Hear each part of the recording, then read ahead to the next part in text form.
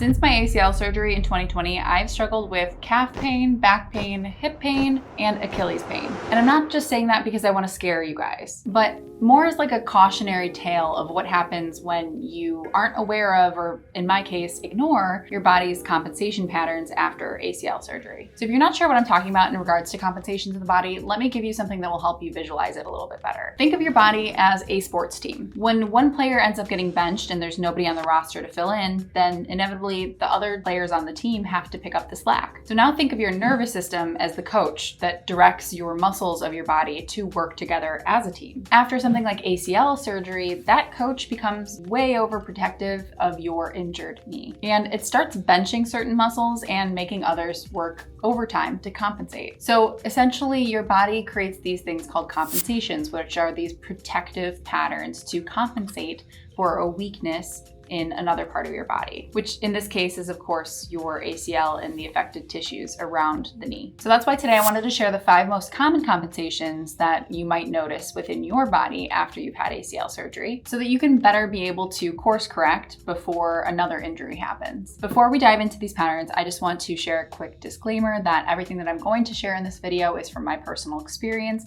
from experiencing some of these injuries after my ACL surgery and going through the rehab process and all that good stuff. If you have any personal questions or something that you're personally concerned about, please consult your own healthcare provider or your own physical therapist. Consider this video more of a general guide to help you have more educated conversations with your healthcare team. Okay, so the first compensation pattern I want to talk about is the quadriceps avoidance pattern.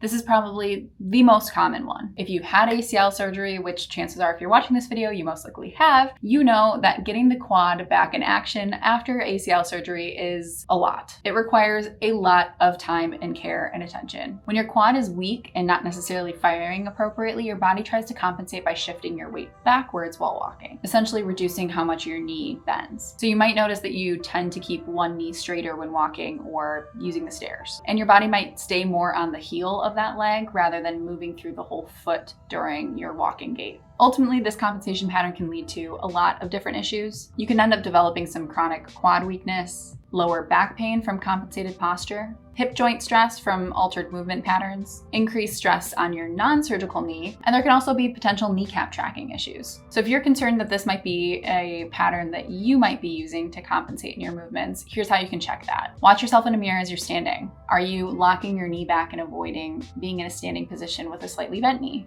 As you're going up and down the stairs, are you noticing one knee bending more fluidly than the other? Try filming yourself even walking from the side view and notice how your gait looks. That way you can see if you're slightly leaning back and not necessarily engaging the quad in a normal walking gait. Moving on to another compensation pattern that is quite common after ACL surgery, and that is a hip dominant pattern. So with a lot of these compensations, sometimes they'll happen in pairs, or one will cause another, So you're gonna start to notice that pattern because that can be the case, especially with quad avoidance causing hip dominance. So when your quad's not necessarily pulling its weight, your body starts to get creative. And at this point, the muscles of the hips start to become the stabilizing factor. You might notice that your glutes are engaging more in certain movements than maybe they should be. And again, you might be limiting your knee bend when doing motions like squatting and things like that for a favored hip hinge motion because your hip muscles are more strong than your quad. So again, this usually follows the quad avoidance pattern because those two kind of go hand in hand. If you let the quad avoidance compensation pattern go long enough,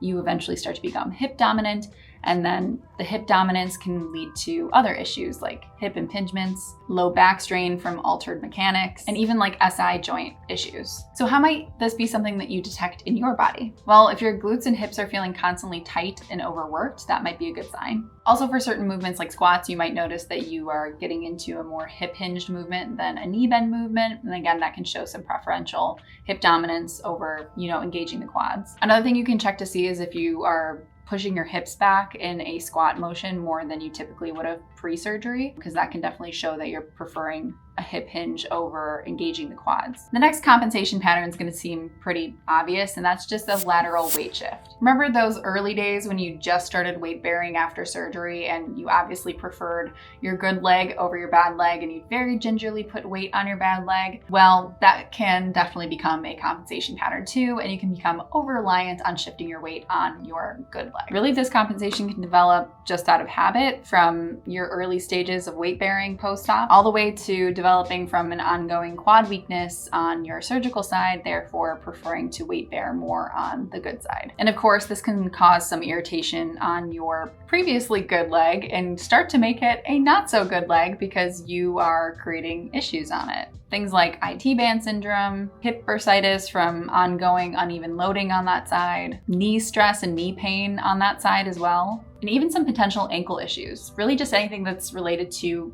putting most of your weight on one side of your body, and you can imagine that can cause a litany of different things. So something to just notice is if you are tending to prefer shifting your weight to your good leg when you're standing. When you're just standing and waiting around, do you tend to load on the good side? Another common compensation pattern is shortened stride length. You might actually think you're walking normally, but in reality, you might be taking a shorter step on your surgical side. Think about especially when you were, again, weight bearing early on, or maybe using crutches to walk initially, or your brace.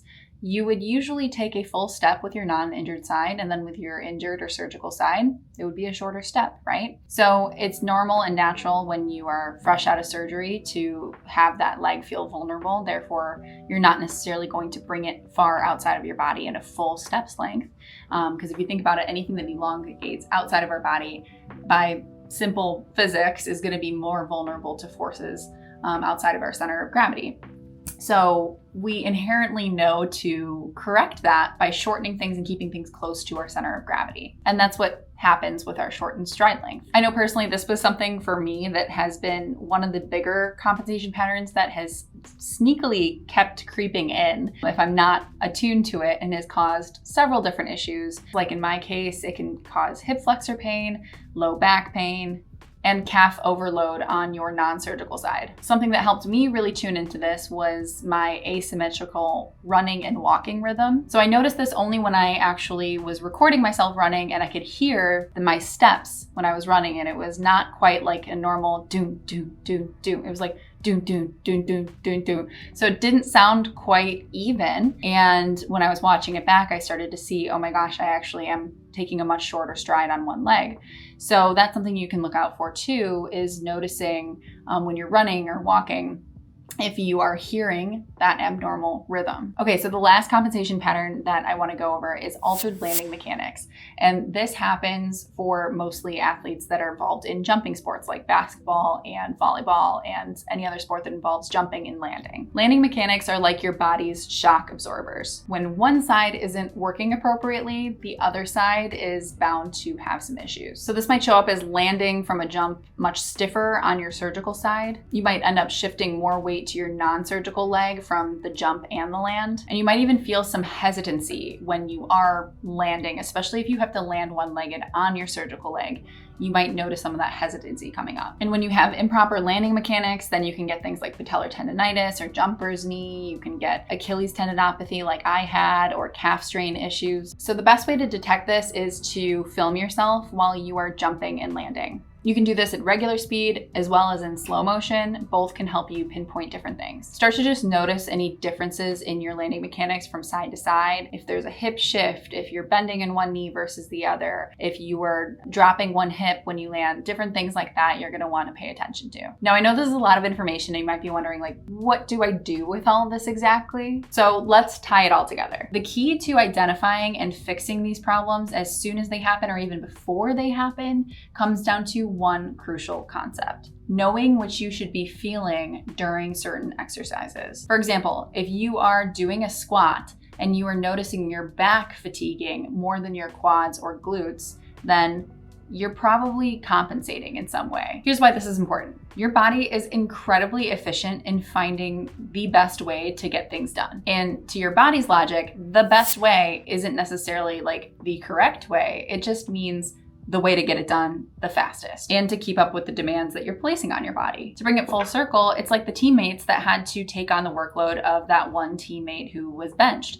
They're going to be fine for a little bit, but eventually they're going to tire out. Okay, so let's make this practical. During your recovery process for any exercise you're doing, first, know the intent of that exercise. Ask yourself what muscle should be doing the work in this particular movement. Second, pay attention to where you are feeling the muscles work the most while doing that exercise. And third, if those two things do not match up between the intent of the exercise and what it's supposed to work and what you are actually feeling, then that's a signal to probably modify the movement because your body is compensating in some way. And that's where a lot of people go wrong. They push through with compensated form just for the sake of getting the exercise done. Instead, if you catch yourself compensating, you should scale back the difficulty, slow down the movement, really focus on feeling the right muscles engage, and then build back up and progress that exercise gradually. Remember, your body developed these patterns to protect you initially. Now it's about retaining those movement patterns in the right way. Quality always beats quantity in recovery. Now again, I'm sharing these compensation patterns based on A, what's most common, and B, based on my own recovery journey and the injuries that I experienced from compensations after my ACL surgery. While these compensation patterns are common, the way that they show up in your body might be different. This is exactly why working with a physical therapist is so important. They can assess your movements and create a targeted plan for you specifically. So again, just think of this video as your roadmap to awareness of these compensation patterns and what they could look like, and use it to have more effective conversations and bring up great questions with your PT. So again, I'm not trying to bum you guys out. I just thought that this would be an interesting video to make, given that I've experienced a lot of these compensations and they've showed up for me many years after my ACL surgery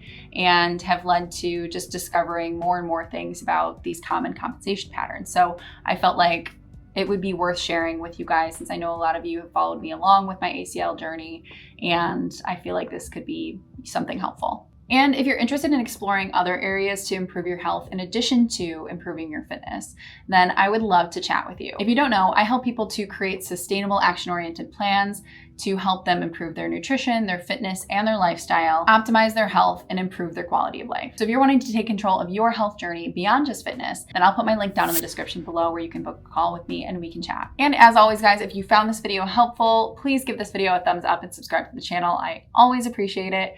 Thank you so much, and I will catch you guys in the next video. Bye.